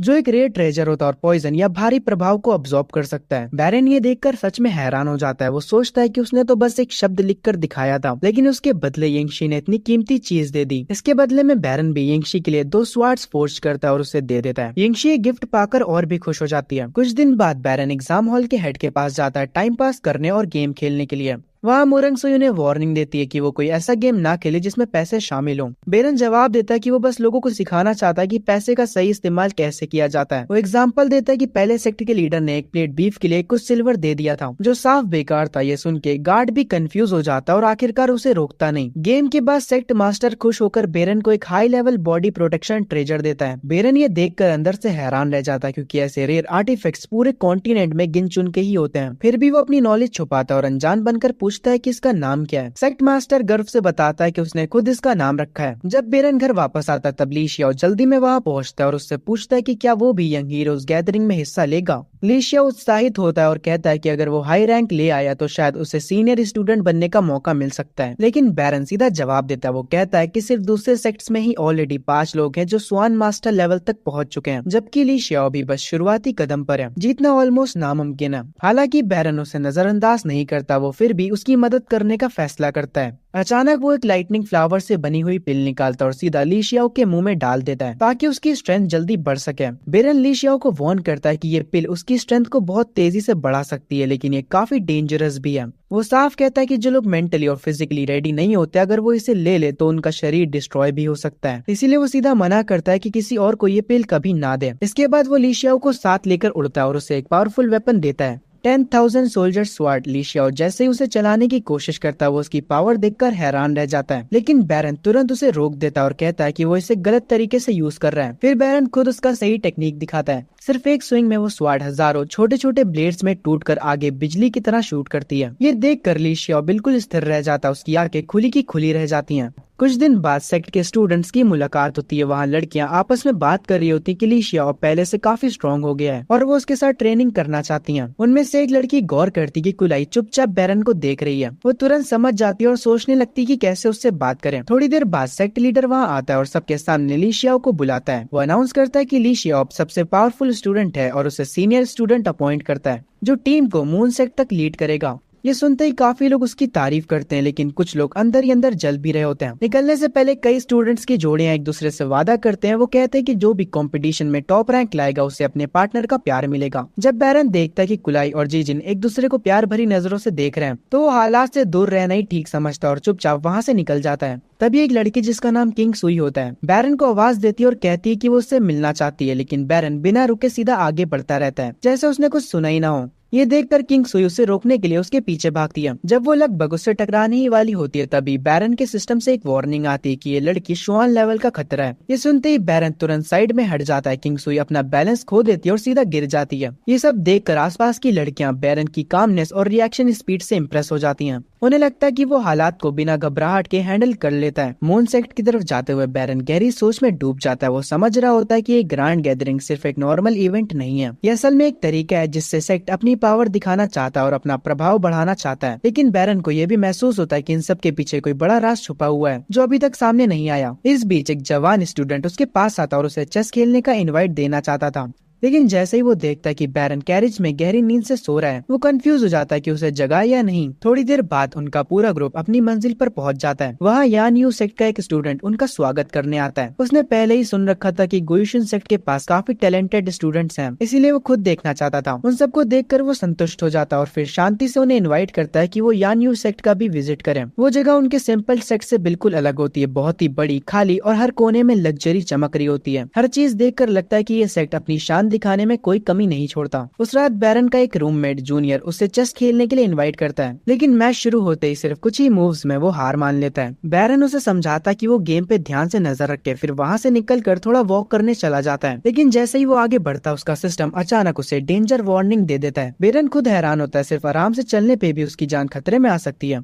जब वो बाहर सड़क पर आता है तो वो सोचता है कि एरिया यान यू सेक्ट के कंट्रोल में है, लेकिन अचानक उसके सामने 2 अलग अलग सेक्ट्स के स्टूडेंट्स आ जाते हैं और बीच सड़क पर ही हिंसा शुरू कर देते हैं। बैरन जिधर भी जाने की कोशिश करता है हर तरफ बस लड़ाई ही चल रही होती है। हालात इतने खराब हो जाते हैं कि आखिरकार वो एक पेड़ पर चढ़कर दूर से सब ऑब्जर्व करने लगता है। सबसे अजीब बात ये होती है कि यान यू सेक्ट के एल्डर्स खुद इस झगड़े को रोकने के बजाय उसे नजरअंदाज कर रहे होते हैं, जैसे उन्हें कोई फर्क ही नहीं पड़ता। मुसीबत से बचने के लिए बैरन एक ऐसे एरिया की तरफ चला जाता है जो ज्यादा लोगों से भरा नहीं होता और सेफ भी होता है। वहाँ वो बिना ज्यादा रिस्क लिए सिस्टम के कॉइन्स भी अर्न कर सकता है, लेकिन किस्मत फिर उसके साथ खेल खेलती है। वहाँ उसकी टक्कर फिर से किंग सुई से हो जाती है। बेरन तुरंत वापस से निकलने की सोचता है, लेकिन इस बार किंग सुई उसका रास्ता रोक कर उसे आगे बढ़ने नहीं देती। एक मीठी सी स्माइल के साथ किंग सुई ऐसा दिखावा करती कि जैसे वो इत्तेफाक से बेरन से टकरा गई हो। फिर वो एक ज्वेलरी काउंटर से हेयर ऑर्नामेंट उठाती है और उसे अपने बालों में लगाकर पूछती कि वो कैसी लग रही है। लेकिन जैसे ही वो पलट कर देखती है, बैरन वहाँ से बिना किसी निशान के गायब हो चुका होता है। कुछ देर बाद बैरन एक फ्लावर फील्ड में आराम से लेटा हुआ ठंडी हवा के मजे ले रहा होता है। तभी किंग सुई वहाँ आती है, हाथ में एक फूड बॉक्स लेकर। वो ऐसा बर्ताव करती जैसे उनकी मुलाकात एक परफेक्ट रोमांटिक इत्तेफाक हो। बैरन फिर भी उसे इग्नोर करता रहता है,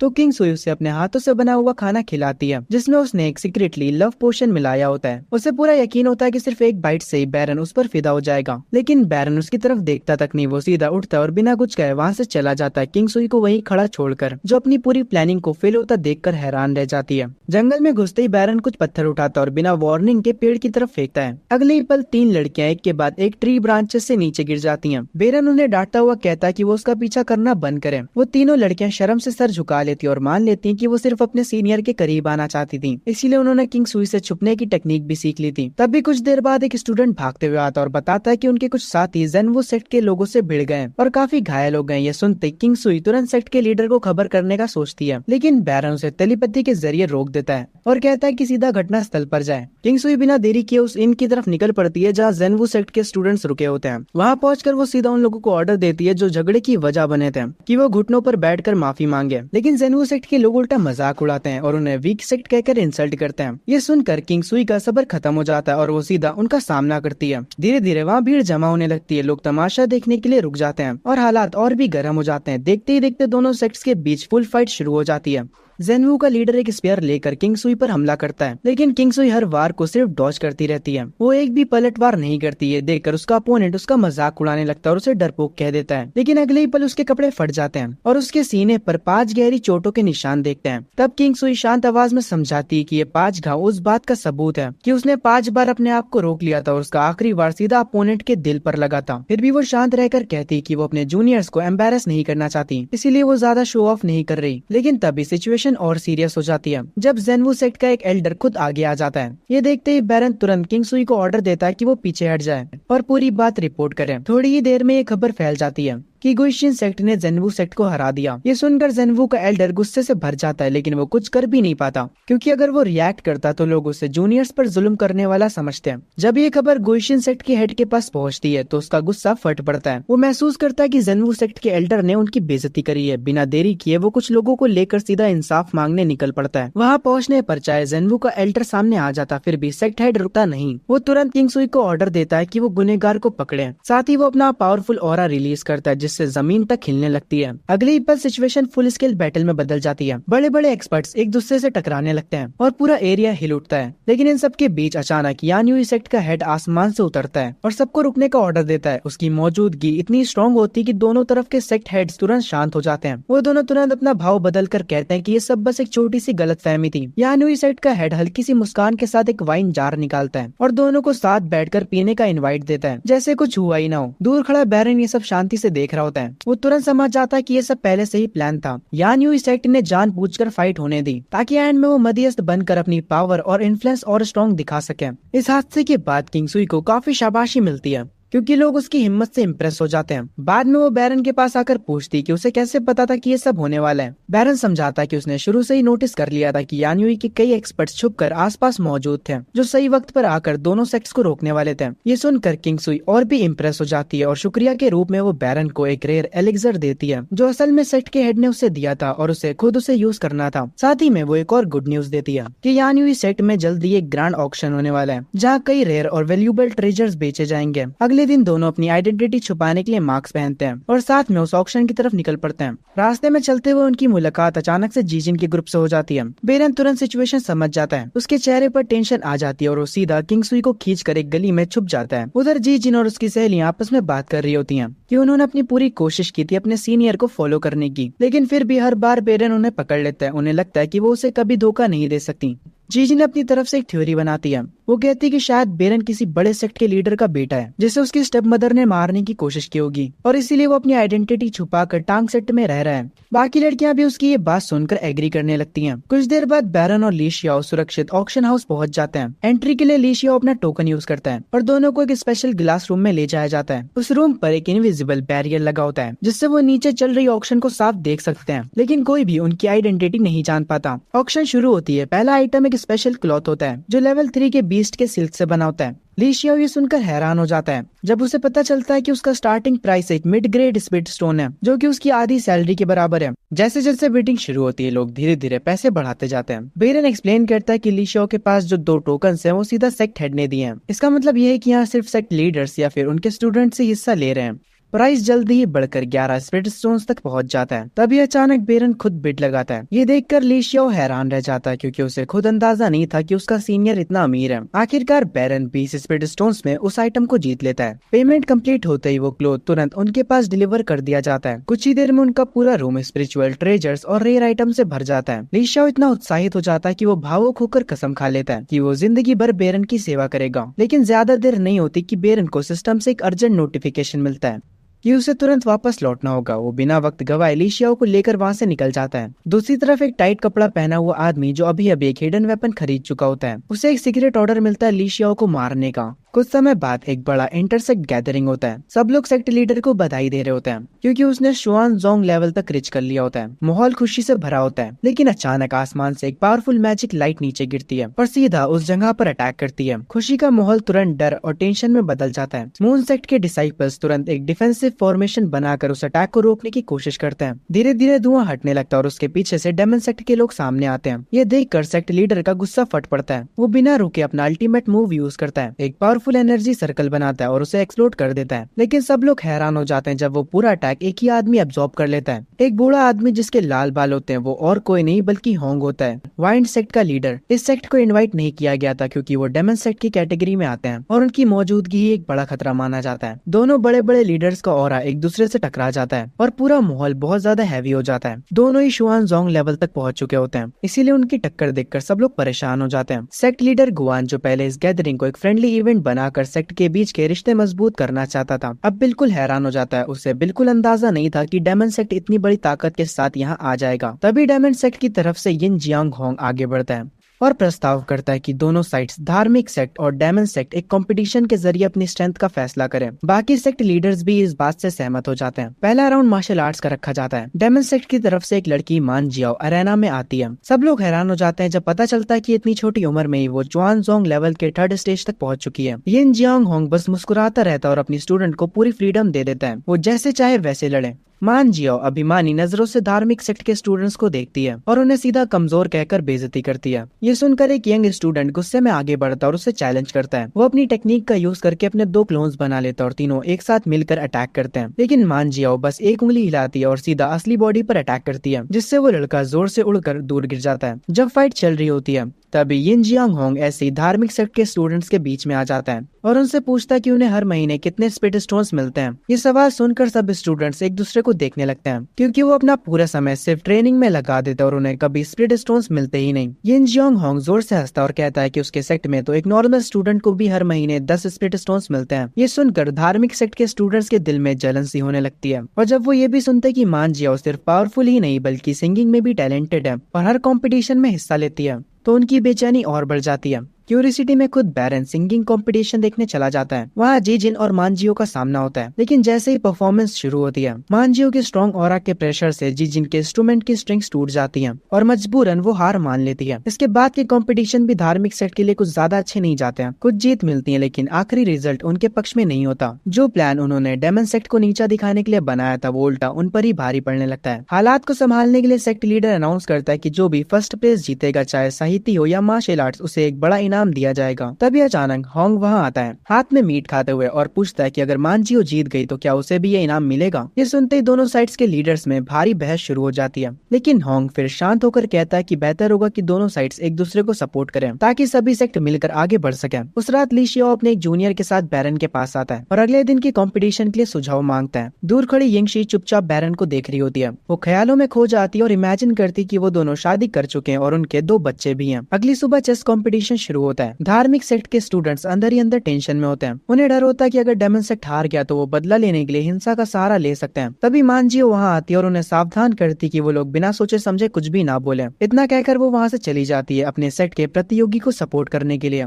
बेरन ऊपर से मैच देख रहा होता है जहाँ उसका स्टूडेंट वुहान चेस खेल रहा होता है, लेकिन उसका अपोनेंट इतना समझदार निकलता है कि वो धीरे धीरे वुहान को दरकिनार कर देता है और आखिरकार वो हार मान लेता है। रेफरी अनाउंस करता है कि फाइनल मैच 10 मिनट में शुरू होगा, चूलियाओ वर्सेस बैरन। वुहान आंखों में आंसू लेकर बैरन के पास आता और माफी मांगता है कि वो उस टेक्निक को सही से यूज नहीं कर पाया जो बैरन ने उसे सिखाई थी, लेकिन बैरन उसे शांत करता और कहता है कि उसने ऑलरेडी बहुत अच्छा परफॉर्म किया। जब फाइनल मैच शुरू होने ही वाला होता है तो काफी सारी फीमेल स्टूडेंट्स भी वहाँ आ जाती हैं। सबके मन में जिज्ञासा होती है कि आखिर ये लेजेंडरी बैरन दिखता कैसा है। जैसे ही गेम शुरू होता है चूलियाओ पहला मूव लेने के लिए आगे बढ़ता है, लेकिन वो जानबूझकर अपनी पूरी पावर का इस्तेमाल करता है जिससे चेस बोर्ड ही टूट जाता है और उसके टुकड़े टुकड़े हो जाते हैं। रेफरी तुरंत नया बोर्ड लाने वाला होता है, लेकिन बैरन उसे रोक देता है। वो बिल्कुल शांत आवाज में चूलियाओ से पूछता है कि क्या वो उसके साथ ब्लाइंड चेस खेलने की हिम्मत रखता है। ये कहकर बैरन अपनी टोपी उतारता और अपनी आंखें बंद कर लेता है जैसे उसे किसी चीज का डर ही ना हो। दूसरी तरफ होंग भी वहाँ दोनों सेक्ट लीडर्स के साथ आ जाता है सिर्फ इस रोचक मैच को देखने के लिए। ब्लाइंड चेस मैच शुरू होता है। रेफरी दोनों प्लेयर्स के मूव्स को सुनकर नोट करता है, लेकिन उनकी स्पीड इतनी फास्ट होती है कि वो कंफ्यूज हो जाता है और उनसे कहता है कि वो थोड़ा धीरे खेले। इतनी तेज स्पीड पर गेम चल रहा होता है कि दोनों सेक्ट के लीडर्स भी उनके मूव्स को पूरी तरह फॉलो नहीं कर पाते। होंग हल्का सा हंस पड़ता है और फिर ऑडियंस को वास्तविक बोर्ड दिखाकर थ्री ओबेडेंस के रिप्रेजेंटेटिव की समझदारी की तारीफ करता है। कुछ राउंड्स के बाद चूलियाओ धीरे धीरे प्रेशर में आने लगता है। वो हर मूव से पहले लंबी सोच में पड़ जाता है जो साफ दिखाता है कि वो डिसएडवांटेज में है। ऑडियंस के बीच भी टेंशन बढ़ने लगती है। मानजियो और लीशियाओ के बीच बहस शुरू हो जाती है। दोनों अपने अपने साइड के जीतने का दावा करते हैं। हालात इतने मुश्किल हो जाते हैं कि वो दोनों लड़ने ही वाले होते हैं, लेकिन तभी दोनों सेक्ट के लीडर्स बीच में आकर उन्हें रोक देते हैं। मानजियो ठंडी मुस्कान के साथ कहती है कि वो उसका हिस्सा मार्शल आर्ट्स मैच में चुकाएगी। लीशियाओ भी बिना झिझक के उस चैलेंज को स्वीकार कर लेता है। कुछ ही देर बाद चूलियाओ फाइनली हार मान लेता है। धार्मिक सेक्ट के लोगों की तरफ से जोरदार उत्साहित होने की आवाज आने लगती है। सेक्ट लीडर खुशी से भावुक हो जाता है। उसकी आंखों में आंसू आ जाते हैं क्योंकि आखिरकार उनकी साइड से पहली जीत मिलती है। वो सबके सामने बैरन को इनाम देता है, लेकिन जब सब जश्न मना रहे होते हैं तब बैरन के मन में एक अजीब सी चिंता पैदा होने लगती है। उसे लगता है कि शायद उसकी शांत जिंदगी अब ज्यादा देर तक शांत नहीं रहेगी। जब वो वापस जाने के लिए मुड़ता है तभी मानजियो उसका रास्ता रोक लेती है। गुस्से में वो अपना डैगर निकालती है और बैरन पर इल्जाम लगाती है कि उसने चीटिंग करके जीत हासिल की है। वो धमकी देती है कि अगर वो सच एक्सेप्ट नहीं करेगा तो वो उसे मार देगी। बैरन तुरंत हालात समझ जाता है और एक्टिंग करते हुए डांस करने का नाटक करता है। वो जोर जोर से चिल्लाने लगता है जैसे उस पर सच में अटैक हो रहा हो, ताकि लोगों का ध्यान उसकी तरफ आए। ये देखकर मानजियो फ्रस्ट्रेट हो जाती है। वो समझ जाती है कि अब वो कुछ नहीं कर सकती, इसीलिए वो गुस्से में वहाँ से चली जाती है। कुछ ही देर बाद सेक्ट मास्टर क्वान और होंग वहाँ पहुंच जाते हैं और बैरन से पूछते हैं कि वो इतनी जोर से क्यों चिल्ला रहा था। बैरन सीधा जवाब देता है कि मानजियो उस पर चीटिंग का इल्जाम लगा रही थी। ये सुनकर होंग जोर से हंस पड़ता और कहता है कि मानजियो की आदत है लोगों को डराने की, इसमें कोई बड़ी बात नहीं। वो ये भी कह देता है कि जब तक कोई मरा नहीं तब तक टेंशन लेने की जरूरत नहीं है। इसके तुरंत बाद मार्शल आर्ट्स मैच शुरू हो जाता है, मानजियो वर्सेस लीशियाओ। शुरू के कुछ मूव्स में ही मानजियो को लगता है कि लीशियाओ की टेक्निक्स काफी अजीब है, जैसे वो नॉर्मल पैटर्न फॉलो नहीं कर रहा। हालात को काबू करने के लिए वो अपनी आइस टेक्निक का यूज करती है और धीरे धीरे लीशियाओ की बॉडी फ्रीज करना शुरू कर देती है। लीशियाओ का शरीर बर्फ से ढकने लगता है, लेकिन जैसे ही मानजियो पास आती है वो अचानक अपनी पूरी पावर रिलीज करता है और एक झटके में उसे दूर ढकेल देता है। उसके बाद वो अपनी स्वाट टेक्निक का यूज करता है। उसकी तलवार कई टुकड़ों में टूटकर अलग अलग दिशाओं से अटैक करती है और मानजियो को चोट पहुंचाती है। ये देखकर सब लोग हैरान हो जाते हैं कि ऐसी वेपन टेक्निक एग्जिस्ट भी करती है। घायल और हैरान मानजियो रो पड़ती है और भागकर होंग के पास जाकर उसे पकड़ लेती है। लेकिन इसी बीच एक और खतरा चुपचाप आगे बढ़ रहा होता है। एक असैसिन दूर से बैरन पर नजर जमा कर एक पॉइजनस स्पिरिट नेल से उसे टारगेट करता है। बैरन जैसे ही इस अटैक को नोटिस करता है वो हैरान हो जाता है। उसे समझ नहीं आता कि कौन इतनी नफरत करता है उससे कि इतना रेयर और डेडली वेपन यूज कर रहा है। फिर भी उसे विश्वास होता है कि उसका डिफेंस इतना स्ट्रॉन्ग है कि वो इस अटैक को झेल लेगा। लेकिन जैसे ही वो अपनी नजर घुमाता है वो देखता है कि कुलाई उसके पीछे खड़ी है। तभी उसका सिस्टम एक्टिवेट होता है और एक अर्जेंट कमांड देता है। कुलाई को बचाओ और खुद के मरने का नाटक करो। बेरन बिना एक पल गवाए तुरंत आगे बढ़ता और अपने ही शरीर से उस अटैक को ब्लॉक कर लेता है। अगले ही पल माहौल सन्नाटे में बदल जाता है। कुलाई की रोती हुई आवाज गूंज उठती है। वो दर्द भरी चीख के साथ बेरन का नाम पुकार रही होती है। जिजिन शौक से बेहोश हो जाती है और थोड़ी देर में यिंगशी की छोटी बहन भी भागते हुए वहाँ पहुँचती है, गुस्से में चीखती हुई कि कौन है जो इसके पीछे है। सेक्ट लीडर तुरंत बेरन के शरीर को चेक करता है और हैरान हो जाता है जब वो पहचानता है कि ये अटैक एक सोल स्टीलिंग नेल से हुआ है। डेमन सेक्ट का एक ऐसा वेपन जो किसी को भी मार सकता है, चाहे उसका कल्टीवेशन लेवल कितना भी हाई क्यों ना हो। ये जानते ही उसका गुस्सा अपने चरम पर पहुंच जाता है। तुरंत धार्मिक सेक्ट और डेमन सेक्ट के बीच फुल स्केल फाइट शुरू हो जाती है। इस पूरे मामले के बीच भी कुलाई बेरन के पास से हिलती नहीं। वो उसे जोर से पकड़कर रो रही होती है, जबकि बेरन बिल्कुल भी हिल नहीं रहा होता। दूसरी तरफ ली शियाओ का गुस्सा भी बहुत ज्यादा बढ़ जाता है। वो बिना किसी रहम के दुश्मनों को काटना शुरू कर देता है, सिर्फ अपने सीनियर का बदला लेने के लिए। सेक्ट लीडर्स मिलकर होंग पर अटैक करने की कोशिश करते हैं, लेकिन होंग आसानी से उनके हर अटैक को ब्लॉक कर देता है। वो सबको रुकने का ऑर्डर देता है, लेकिन हालात अब उसके कंट्रोल से बाहर जा चुके थे। हाई लेवल एक्सपर्ट्स का ऑरा टकराने लगता है, जिससे पूरा एरिया हिलने लगता है। माहौल इतना डेंजरस हो जाता है कि हर कोई टेंशन में आ जाता है। इसी बीच बैरन समझ जाता है कि अब वापस जिंदा होने का सही समय आ गया है। वो धीरे से अपनी आंखें खोलता है, जैसे अभी अभी होश में आया हो। सेक्ट लीडर तुरंत उसकी तरफ बढ़ता है, लेकिन यिंगशी की छोटी बहन उससे पहले पहुंच जाती है और उसे जोर से गले लगा लेती है। खुशी और आंसुओं के साथ बाकी लड़कियां भी दौड़कर आती हैं और उसे घेर लेती हैं। इसी दौरान वो असैसिन जो पहले फेल हो गया था, वो फिर से अटैक करने की कोशिश करता है, लेकिन इस बार होंग उसे तुरंत पकड़ लेता है। वो सबके सामने कहता है कि वो इसकी जांच पड़ताल करेगा और पूरी सच्चाई सबके सामने लाएगा। बाद में सेक्ट लीडर के चैम्बर में टोंग कुई बेरन से सवाल करता है। बेरन बिना कुछ छुपाए सीधा सच बताता है कि उसने एक मिस्टीरियस लेवल प्रोटेक्टिव आर्मर पहना हुआ था, जो कॉप्स हॉल के हेड का था। वो समझाता है कि इसी आर्मर की वजह से वो उस डेडली अटैक से बच पाया और जिंदा रह गया। टोंग कुई ये सब सुनकर हैरान रह जाता है। उसे यकीन ही नहीं होता कि बेरन के इतने क्लोज कनेक्शंस हैं, खासकर इतने पावरफुल लोगों के साथ। थोड़ी देर बाद होंग भी हालात को समझने लगता है। उसे लगता है कि कोई तीसरा पक्ष जानबूझकर धार्मिक और डेमन सेक्ट के बीच टकराव बढ़ाना चाहता है। जांच पड़ताल के बाद भी जो असैसिन पकड़ा गया था, वो असली मास्टरमाइंड के बारे में कुछ नहीं जानता होता। कुछ दिन बीत जाते हैं। इस दौरान सेक्ट लीडर लगातार बेरन को फोर्स करता रहता है कि वो ट्रेनिंग करे और उसकी देखरेख में रहे। बेरन परेशान होकर बाहर निकलने का मौका ढूंढता है और आखिरकार एक बहाना बनाकर निकल जाता है, लेकिन बाहर आते ही वो हैरान हो जाता है। कुछ स्टूडेंट्स उसकी कहानी का दोहरान कर रहे होते हैं, कैसे उसने कुलाई को बचाया था,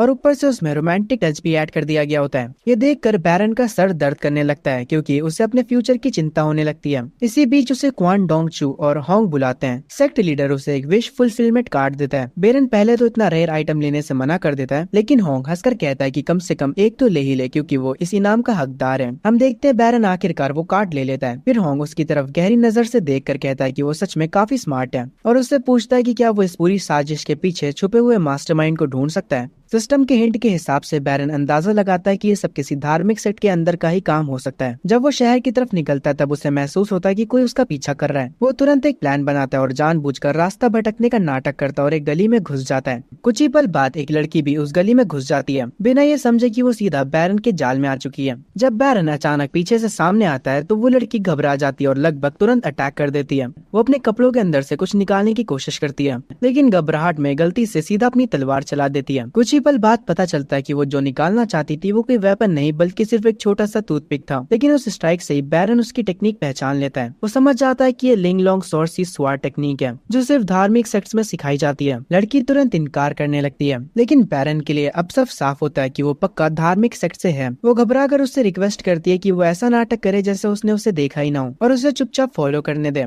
बेरन उसकी बात को इग्नोर कर देता है और सीधा वापस जाकर होंग और सेक्ट लीडर को सब रिपोर्ट करता है। वो बताता है कि मानजियो ने किसी को उस पर नजर रखने के लिए भेजा है। ये सुनकर होंग बस हल्का सा मुस्कुरा देता है। वो कहता है कि मानजियो ने कभी अपने भाई को हारते नहीं देखा, इसीलिए उसका गुस्सा होना बिल्कुल जायज है। बाद में टेबल पर बैठे हुए बेरन की नजर एक डॉक्यूमेंट पे पड़ती है, जो हुआंग बैंक सेट के लीडर के बारे में होता है। उसे देखकर उसके मन में शक पैदा होने लगता है। तब होंग समझाता है कि जब बाकी सेक्ट्स ने मिलकर उस पर अटैक किया था, तब हुआंग बैंक का लीडर उनकी मदद करने के बजाय हर किसी पर अटैक कर रहा था, चाहे वो धार्मिक हो या डेमन। उसे कोई फर्क नहीं पड़ता था। ये सुनकर बेरन अपना एक पुराना अनुभव बताता है कि जब वो अपने जूनियर्स के साथ हुआंग बैंक गया था एग्जाम के लिए, तब वहाँ का माहौल बहुत खराब था। उसने देखा था कि वहाँ क्राइम बहुत बढ़ चुका था, बच्चों को किडनैप करके बेचा जा रहा था और पूरी जगह पर अंधेरा सा छाया हुआ था। सेक्ट हुआंग बैंक जो कुछ ही सालों पहले उभर कर आया था, वो धीरे धीरे अपने बुरे कामों के लिए मशहूर हो चुका था। कहा जाता था कि वो अक्सर आपराधिक गतिविधियों में शामिल रहता है। बीरन को भी याद आता है कि उसके एक जूनियर को इसी सेक्ट के लोगों ने नुकसान पहुंचाया था जब वो एग्जाम के लिए माउंटेन से नीचे गया था। जांच पड़ताल के बाद सबका शक और गहरा हो जाता है। उन्हें लगने लगता है कि शायद यही सेक्ट इस पूरी जंग के पीछे है। बैंक तुरंत सजेस्ट करता है कि सीधा हुआंग बैंक के सेक्ट लीडर को पकड़ लिया जाए, लेकिन मेन सेक्ट लीडर इस बात से इनकार कर देता है। वो कहता है कि अभी तक उनके पास कोई पक्का सबूत नहीं है और अगर गलती से भी उन्होंने किसी को ऐसे ही पकड़ लिया तो उन पर इल्जाम लगेगा कि वो बिना वजह के लोगों को उठा रहे हैं। जब दोनों के बीच बहस बढ़ने लगती है तब बैरन बीच में आकर एक नया प्लान सामने रखता है। वो बताता है कि वो सब लोग मिलकर ये अनाउंस करे कि अब तक जो भी हादसे हुए थे वो सिर्फ एक गलतफहमी थी। किसी तीसरी शक्ति ने जानबूझकर गुड और इविल सेक्ट के बीच वॉर बढ़ाने की कोशिश की थी। अगले दिन ये खबर ऑफिशियली सब सेक्ट्स में फैला दी जाती है। साथ ही वो ये भी दावा करते हैं कि उन्होंने एक फेक मास्टरमाइंड को पकड़ लिया है ताकि असली मुजरिम अपने छुपने की जगह से बाहर आ जाए। इन सब के बीच जब बैरन जंगल में जा रहा होता है उसके जूनियर्स चुपके से उसका पीछा कर रहे होते हैं,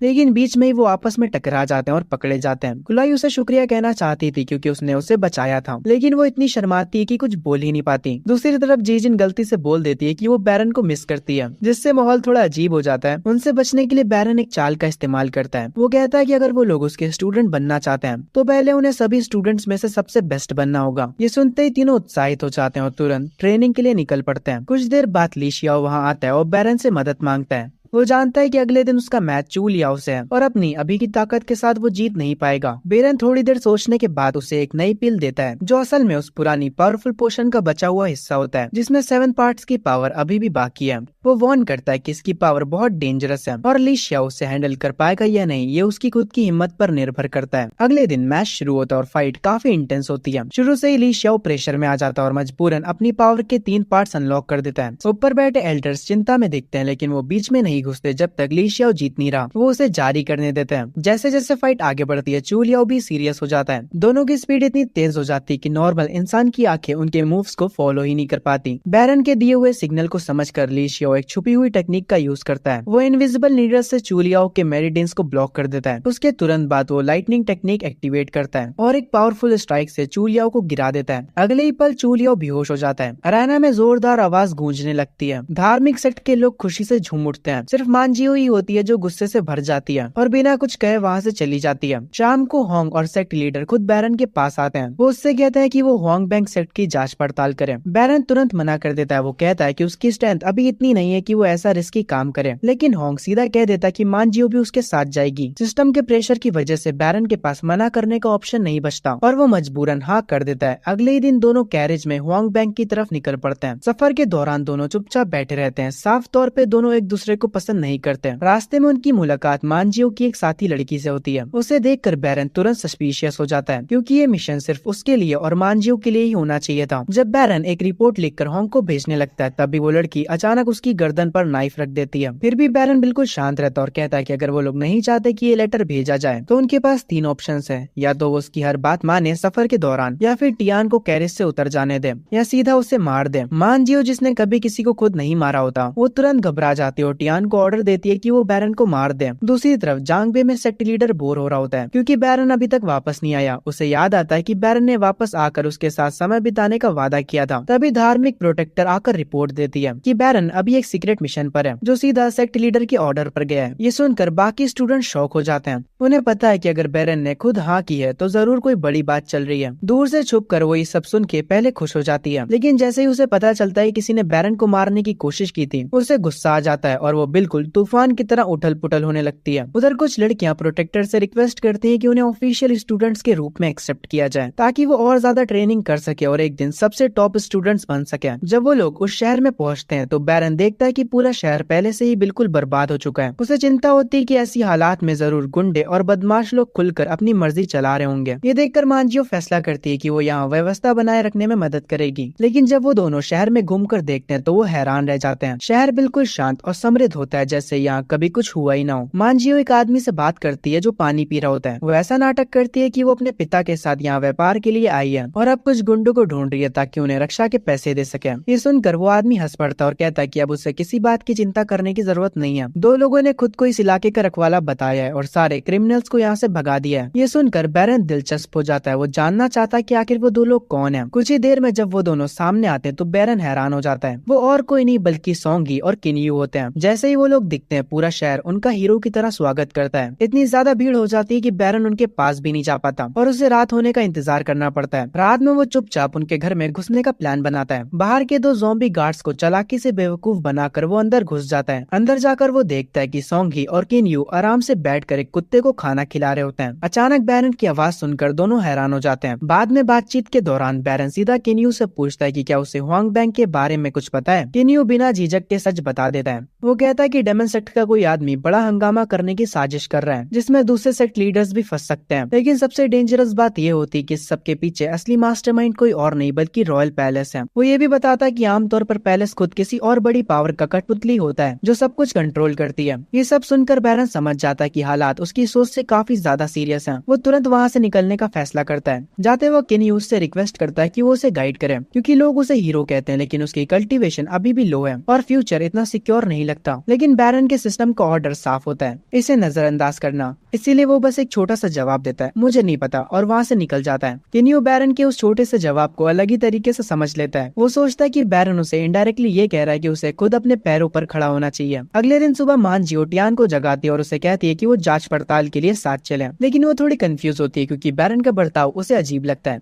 वो हर दिन बस आराम से घूमता रहता है जैसे उसे किसी बात की चिंता ही ना हो। जब वो बाहर निकलती है तो देखती है कि बैरन पहले से ही वहाँ खड़ा है। वो सीधा कहता है कि वो होंग को एक संदेश भेजे कि उसके पास एक जरूरी जानकारी है। मांजियो उसकी बात पर हंस पड़ती है और उसे बकवास समझकर नजरअंदाज कर देती है। फिर भी आखिर में वो एक कबूतर के जरिए मैसेज भेज देती है। कुछ ही मिनट बाद होंग का खुद का बर्ड वापस आता है रिप्लाई के साथ। ये देखकर मांजियो भी थोड़ी सीरियस हो जाती है और दोनों तुरंत होंग और सेक्ट लीडर क्वान से मिलने निकल पड़ते हैं। वहाँ पहुंचकर दोनों एल्डर्स बैरन की गति देखकर हैरान रह जाते हैं। कैसे उसने इतनी जल्दी इतनी बड़ी जानकारी जमा कर ली। दूसरी तरफ डेमन सेक्ट के हेडक्वार्टर्स में कुछ मिस्टीरियस लोग एक साजिश रचते हुए दिखते हैं। वो लोग किन्यू ब्लड फायर सेक्ट के लीडर के बेटे को मारने का प्लान बना रहे होते हैं क्योंकि वो हुआंग बैंक एरिया में उनके रास्ते का कांटा बना हुआ है। जब बैरन ये सब जानकारी साझा करता है तो होंग उससे पूछता है कि उसे ये सब कहाँ से पता चला। बैरन सीधा जवाब देता है कि ये सब एक दोस्त से मिला है। जब और डिटेल में पूछा जाता है तो वो बताता है कि वो दोस्त ब्लड सेक्ट के लीडर का बेटा है। इतनी जरूरी जानकारी देने के बदले होंग उसे एक रेयर मैजिक वेपन देता है, क्लाउड डॉग। वो समझाता है कि इसे बस एक फूंक मारकर एक्टिवेट करें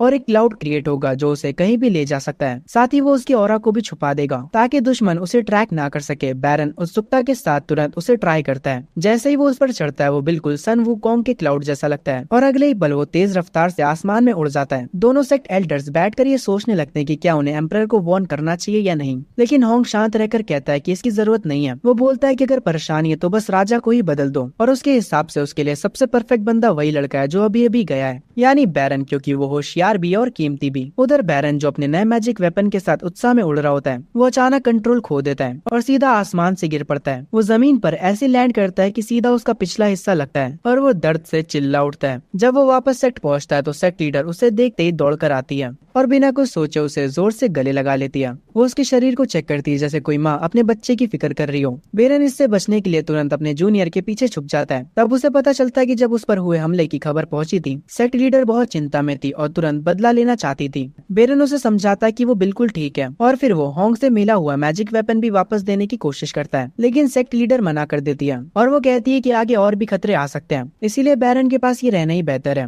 बैरन के सिस्टम में तुरंत वार्निंग आती है कि उसे अपना वादा निभाकर वेपन वापस करना चाहिए, लेकिन उसे रिएक्ट करने का मौका भी नहीं मिलता क्योंकि सेक्ट लीडर उसे पकड़कर अंदर खींच लेती है। वो कहती है कि आज वो वही खेल खेलेंगे जिसका जिक्र बैरन ने पहले किया था। बैरन मना करने की कोशिश करता है लेकिन इस बार उसकी एक नहीं चलती। इसी दौरान कैपिटल सिटी में एक भयंकर आग लग जाती है। किन्यू और उसका अडॉप्टेड भाई तुरंत वहाँ पहुँचते हैं और लोगों की मदद करते हुए आग बुझाने लगते हैं। लेकिन जल्दी उन्हें एहसास होता है कि ये कोई नॉर्मल हादसा नहीं है क्योंकि जो अटैकर इसके पीछे है वो उन दोनों से कई ज्यादा पावरफुल है। कुछ ही वार के अंदर किन्यू बुरी तरह से जख्मी हो जाता है, उसका खून निकलने लगता है और उसके साथी भी एक एक करके हार जाते हैं। जब असैसिन सोंगी की तरफ बढ़ता है तब किन्यू जमीन पर गिरते हुए उसका पैर पकड़ लेता है और विनती करता है कि उसे छोड़ दे, लेकिन वो अटैकर और भी ज्यादा निर्दयी हो जाता है। वो चाहता है किन्यू अपनी आंखों के सामने सोंगी को मरता देखे। जैसे ही वो अपनी तलवार से वार करने वाला होता है, तभी अचानक चूरियाओ वहां पहुंचता है और एक ही स्ट्राइक में उस असैसिन को मार गिराता है। इस हादसे के बाद पता चलता है कि हुआंगबेंग सेक्ट को 2 बड़े एल्डर्स ने पहले ही डिस्ट्रॉय कर दिया है। बाद में सेक्ट लीडर शी बैरन को बुलाकर कहता है कि अगर भविष्य में वो दोनों एल्डर्स उसे कभी कुछ करने को कहे तो उसे बिना सोचे मान लेना चाहिए, क्योंकि पूरा सेक्ट उसका सपोर्ट करेगा। तभी बैरन के सिस्टम में एक डेंजरस वार्निंग आती है, हेवन लेवल चॉइस। इसका मतलब होता है कि एक बहुत बड़ा संकट आने वाला है जो जियांग बेंग के पूरे विनाश का कारण बन सकता है। इसी बीच सेक्ट लीडर की बेटी अपनी कल्टीवेशन पूरी करने के बाद अपने होने वाले पति से मिलने जाती है। वो सीधा उससे रिश्ता तोड़ने की बात करती है। वो लड़का सिर्फ 3rd स्टेज की रिफाइनिंग पर होता है, जो उससे काफी नीचे है, इसीलिए वो उससे चैलेंज देती है 3 साल बाद सेक्ट में आकर उससे डुएल करें। अगर लड़का जीत गया तो वो उससे शादी करेगी और अगर वो हार गया तो उनका रिश्ता वहीं खत्म हो जाएगा। ये सब सुनकर बैरन के दिमाग में अचानक एक भयंकर भविष्य की छवि बनने लगती है। उसे लगता है कि वो लड़का 3 साल तक पूरी मेहनत से ट्रेनिंग करेगा और फिर डुएल में जीत जाएगा। इससे सेक्ट के लीडर की बेइज्जती होगी और गुस्से में वो उस लड़के को मारने के लिए हथियारे भेजेगा, लेकिन वो लड़का बच जाएगा और फिर बदला लेने के लिए वापस आकर पूरे सेट को बर्बाद कर देगा। ये सब समझते ही बैरन एक पल भी बर्बाद नहीं करता। वो तुरंत एक लेटर लिखता है और अपने उस स्टूडेंट को भेज देता है जो अभी बाहर ट्रेनिंग पर है। उसकी बस एक ही उम्मीद होती है कि शायद ये घटना होने से पहले ही रोक दी जाए। आई होप कि आपको ये वीडियो बहुत ज्यादा पसंद आई होगी। मैंने इसे बनाने में जितने एफर्ट्स हो सकते थे अपनी तरफ से डाल दिया, इसीलिए प्लीज चैनल को सब्सक्राइब करके इस वीडियो को एक लाइक कर देना। और हाँ, कमेंट में बताना कि ये एनीमे आपको कैसा लगा, क्योंकि ये शायद एक ऐसा एनीमे है जिसे अभी तक किसी ने नहीं किया होगा। इसलिए चैनल को सब्सक्राइब और वीडियो पे कमेंट किए बिना तो जाना ही मत। और हाँ, वीडियो को हाइप भी कर देना ताकि ये वीडियो ज्यादा व्यूज गेन कर सके और मैं जल्द ही ऐसे ही अमेजिंग एनीमेज को रिकैप कर सकूं।